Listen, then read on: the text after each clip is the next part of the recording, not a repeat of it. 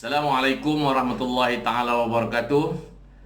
Tuan-tuan dan puan-puan, muslimin muslimat yang dikasihi sekalian, alhamdulillah kita bersyukur kepada Allah Subhanahu wa taala, selawat dan salam ke atas Nabi Muhammad sallallahu alaihi wasallam, kerana dengan kesempatan yang masih lagi Allah berikan kepada kita untuk bersama-sama dalam slot sentuhan kasih ma'ruf. Dalam pertemuan yang lepas, saya ada menyebutkan ayat Al-Quran di mana Allah Subhanahu wa taala sebanyak 31 kali mengulanginya dalam surah Ar-Rahman. Dalam ayat yang berbunyi, "Fa bi ayyi ala'i rabbikuma tukadziban?" Maka nikmat Tuhan kamu yang manakah yang kamu dustakan? Tuan-tuan dan puan-puan, muslimin dan muslimat yang dikasihi sekalian, nikmat yang Allah beri kepada kita sesungguhnya tidak terhitung, tidak ternilai oleh kita.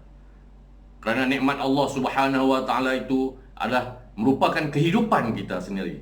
Tuan-tuan dan puan-puan, muslimin dan muslimat yang dikasihi sekalian, pada hari ini saya akan membincangkan sedikit tajuk berkaitan dengan dalam situasi kita ini, itulah tajuk berkaitan dengan memelihara kesihatan mental.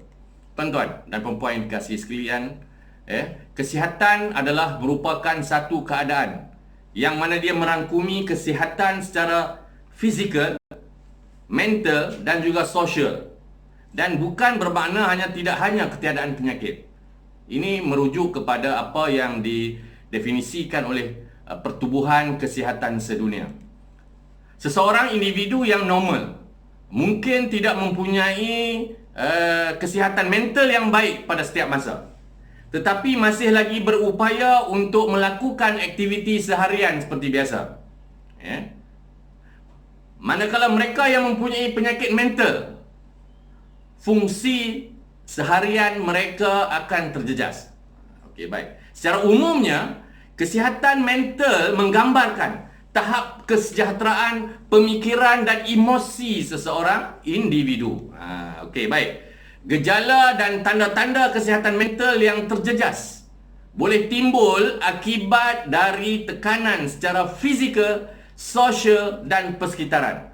Jadi gejala-gejala ini boleh timbul macam dalam keadaan sekarang ini, dengan keadaan wabak, keadaan kita, pergerakan kita terhad, maka gejala-gejala ini mungkin akan menyebabkan masalah kesihatan mental kepada seseorang. Ia terjadi apabila seseorang itu mengalami kesukaran untuk menyesuaikan diri atau menangani situasi tekanan dalam pada ketika tersebut.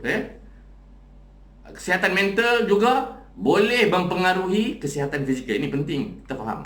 Kesihatan mental boleh juga mempengaruhi kesihatan fizikal. Saya ulang sekali lagi. Kesihatan mental boleh mempengaruhi kesihatan fizikal dan boleh menjadi di luar kawalan.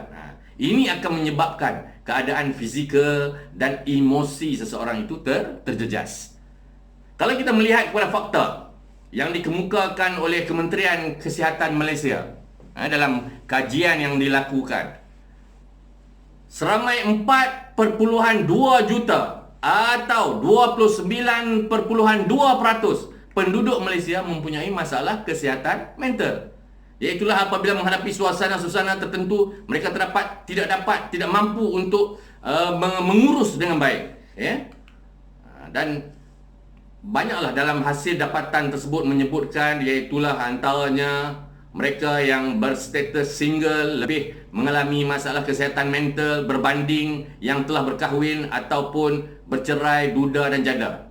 Okey. Begitulah juga dapatan menunjukkan penjawat awam, walaupun peratusan mereka ini obesiti tertinggi, mereka mempunyai masalah kesihatan mental yang paling rendah berbanding pekerja swasta sendiri ataupun pesara.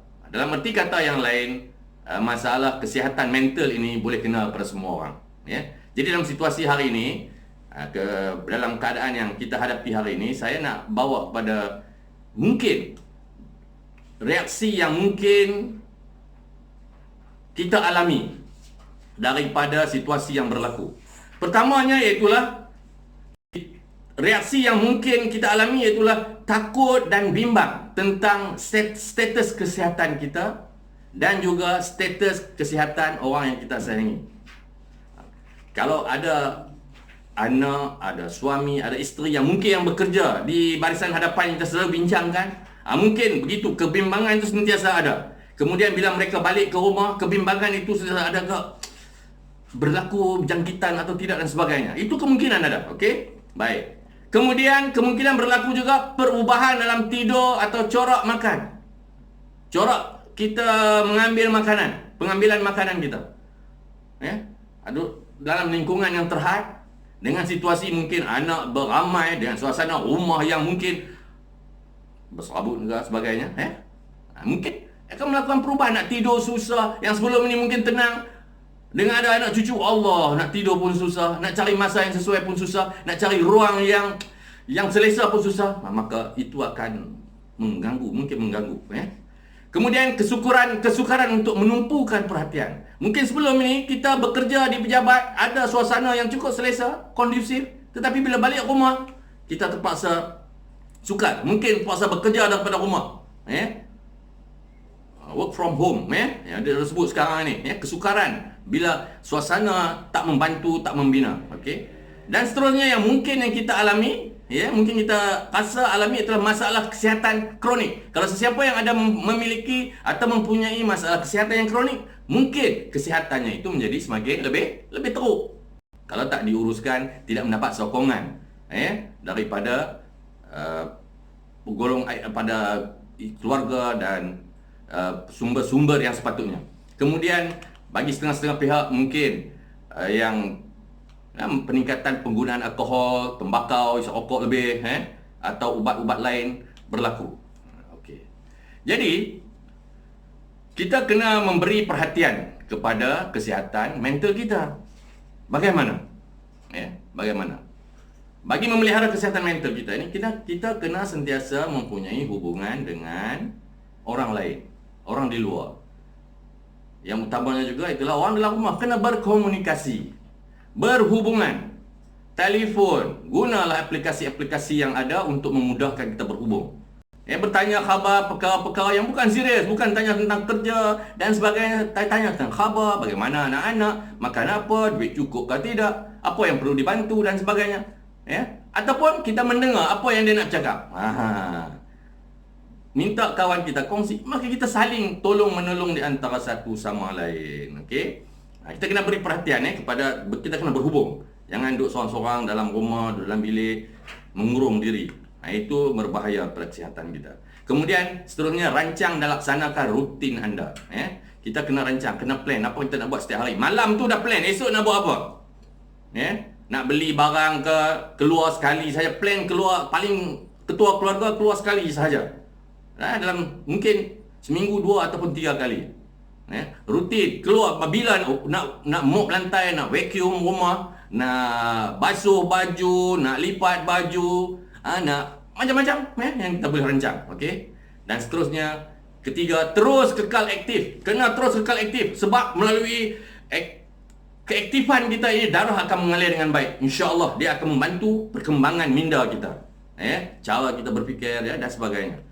Yang seterusnya, pastikan fikiran kita ini sentiasa dirangsang. Banyaklah membaca. Jangan tengok cerita kartun, jangan main game banyak. Semua itu game, cerita kartun apa sebagainya tidak membantu kepada rangsangan minda kita. Buatlah perkara-perkara yang berfaedah, berbincang, main teka-teki ke dan sebagainya. Apa benda yang boleh merangsang pemikiran. Okey. Kemudian seterusnya, berhati-hati dengan berita dan maklumat. Jadi kita kena tapis maklumat. Jangan tengok semua maklumat tu terus membimbangkan kita. Makin meningkat. Maka itu akan membimbang lagi. Cuba kita lihat bagaimana dalam setiap hari ada penyembuhan yang mereka yang sembuh berjaya, sembuh daripada wabak ini. Begitulah seterusnya. Dan juga pastikan dalam sepanjang hari untuk kesihatan mental kita kena cari jalan, cari masa untuk kita berehat dan berusaha untuk menjadi kreatif dalam hidup kita. Mungkin kita punya sumber terhad, tetapi kreativiti kita. Sekarang ni kalau kita lihat Ramai yang NGO alhamdulillah mereka menyediakan peralatan-peralatan yang dibuat di rumah, yang dibuat dalam kumpulan kecil, kemudian dikumpul, dihantar ke hospital, dihantar kepada barisan hadapan, ada yang masak dan sebagainya, menghantar makanan. Itu semua adalah usaha-usaha yang kreatif, ya. Mungkin mereka tak keluar, tetapi ada orang yang mengambil dan sebagainya. Nah, ini kita kena cari jalan, mencari jalan untuk kita menyumbang, mencari jalan pada masa yang sama dalam kesibukan, keletihan, kena cari masa untuk rehat juga. Okey, tuan-tuan dan puan, hadirin hadirat yang dikasihi sekalian, ya, mudah-mudahan, mudah-mudahan kita memastikan, dalam kita menghadapi dugaan ini, kita ingat sebagai orang yang beriman, Rasulullah SAW bersabda, hadis yang diriwayatkan oleh Muslim, disebutkan dalam sabda Rasulullah, ajaibnya perihal seorang mukmin itu, sesungguhnya semua urusannya baik-baik belaka, dan tiadalah memiliki ciri yang seperti itu melainkan hanya kepada seorang mukmin. Sekiranya dia diuji dengan kesenangan, lalu dia bersyukur, maka syukur itu ialah yang terbaik baginya. Sekiranya dia diuji dengan kesusahan, lalu dia bersabar, maka sabar itu ialah yang terbaik baginya. Bila diuji dengan kesenangan, dia bersyukur. Bila diuji dengan kesusahan, dia bersabar. Jadi insya-Allah, marilah kita sama-sama dalam menghadapi kehidupan, ujian, untuk mempersiapkan kita mungkin dengan cabaran yang lebih besar pada masa depan. Apabila kita diuji, kita bersyukur. Bila kita diuji dengan kesenangan, kita bersyukur. Bila diuji dengan kesukaran, kita bersabar. InsyaAllah ada jalan keluar yang Allah akan beri kepada kita. Sekian, jumpa lagi. Assalamualaikum warahmatullahi taala wabarakatuh.